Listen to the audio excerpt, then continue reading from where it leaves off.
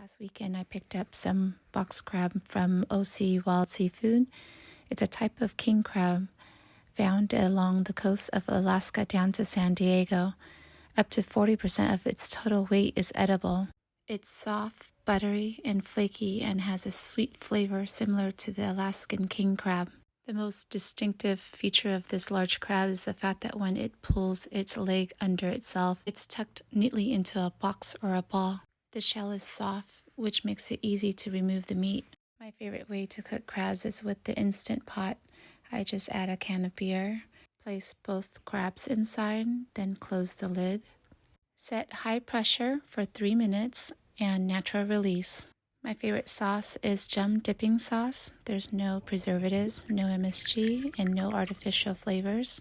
There's lime juice, fish sauce, water, sugar, Thai chili peppers, garlic, and cilantro.